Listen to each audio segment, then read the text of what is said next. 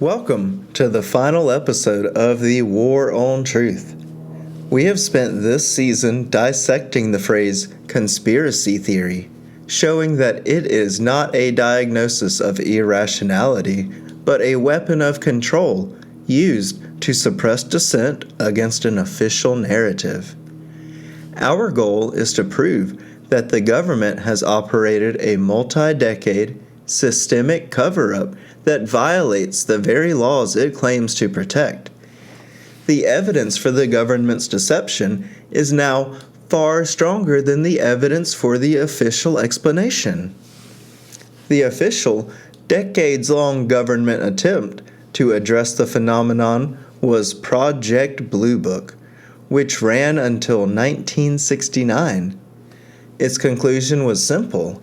Over 12,000 sightings were investigated, and the vast majority were identified. The 701 remaining unidentified cases represented no threat.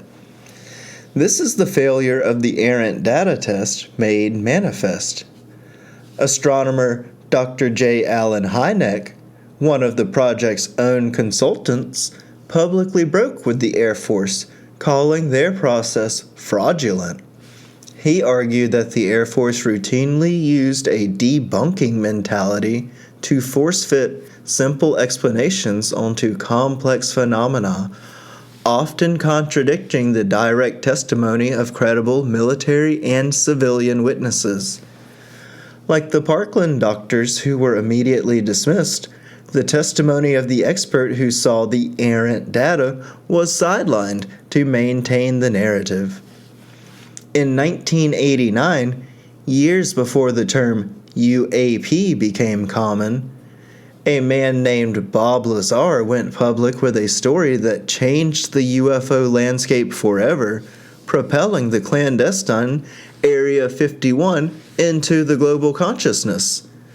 Lazar claimed he worked as a physicist at a secret facility called S4 near Area 51, where his job was to reverse engineer 9 alien spacecraft. The core of his sensational story was that these craft were powered by a reactor using a stable isotope of a super heavy element, element 115, now known as moscovium, which could generate gravity waves to warp space-time. Lazar's story is the perfect example of the unfalsifiable lie in its origin. The government's response. After his claims, Lazar asserted that the government erased all records of his education and employment from institutions like MIT and Caltech to discredit him. This is a common claim, and while no one can confirm if the government did the erasing, the fact remains that his degrees cannot be independently verified, leaving his story in a state of plausible deniability, a government-created paradox. The predictive power. His supporters argue that he described element 115 and its properties years before scientists officially synthesized the element in 2003. Skeptics point out that the stable isotope he described has not been synthesized, but the question remains, how did this man, whose background is impossible to verify, come forward with such detailed, unique, and futuristic scientific concepts? In the face of the recent Navy videos showing Tic Tacs and silver orb-shaped UAPs performing impossible maneuvers, some credible skeptics offer an ingenious theory that the phenomena are a hoax deployed by our own military. As suggested by people like Brett Weinstein, what if naval assets like Aegis cruisers are using powerful lasers to project sophisticated holographic illusions that appear on our infrared cameras? This explains the modern videos, but cannot explain the pattern of government deception that stretches back decades. We use it to test the scale and plausibility of the cover-up itself. The Roswell incident of 1947.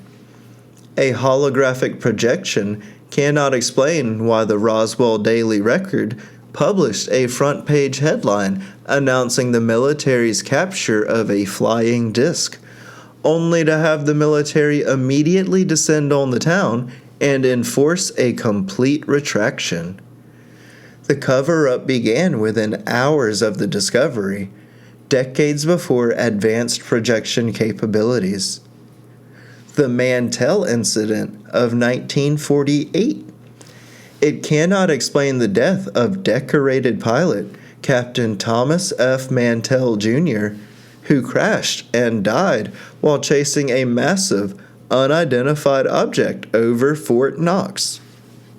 They still refuse to release the full radio transmissions between Mantell and the tower. Why the lockbox on the voice of a dying American pilot? The mass sightings. It cannot explain events like the Phoenix Lights of 1997, where thousands of civilians across hundreds of miles witnessed the same massive, triangular silent formations moving across the sky. The holographic projection theory might explain the videos, but it fails to explain the consistent, documented, decades-long pattern of government dishonesty, witness intimidation, and evidence sequestration. The modern UAP debate is defined by the sworn testimony of a high-level whistleblower establishing the active destruction of law, which is the hallmark of the Iron Grip's immunity shield. Former intelligence officer David Grush testified under oath to Congress in July 2023, stating that the U.S. government is running an illegal, compartmentalized program involved in the crash retrieval and reverse engineering of non-human technology. The non-human biologics. Grush testified that he was informed by individuals with first-hand knowledge that these retrieval programs have recovered non-human biologics. The destruction of law.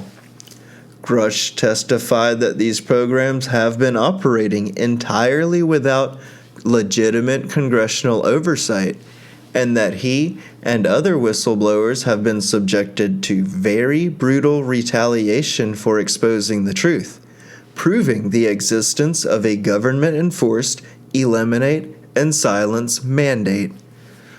When Congress requests the high-quality video, radar data, and intelligence files that could confirm or falsify these claims, the Department of Defense consistently denies the request, citing sensitive information and classification. This is the ultimate form of the unfalsifiable lie. The government has a decorated whistleblower testifying about a massive, illegal cover-up, yet the truth is deliberately trapped behind a wall labeled national security, preventing the elected representatives of the people from ever accessing the evidence required to test the claim. The final lesson of this season is the consistency of the deception. The method is always the same, whether the subject is a presidential assassination, an ancient artifact, or a non-human craft. Deny the Errant Data, Mantell's radio transmissions, Bob Lazar's credentials, destroy the law, illegal funding and the lack of congressional oversight for UAP programs, weaponize the conspiracy theory label against those who question the official story, enforce an unfalsifiable lie by locking away the critical evidence under national security. The pursuit of justice, the king's mandate, requires we do away with the line of who gave the king his mandate. We take our mandate from the pursuit of truth itself. You now have the framework. We mutually pledge to each other our lives, our fortunes, and our sacred honor. The war on truth continues.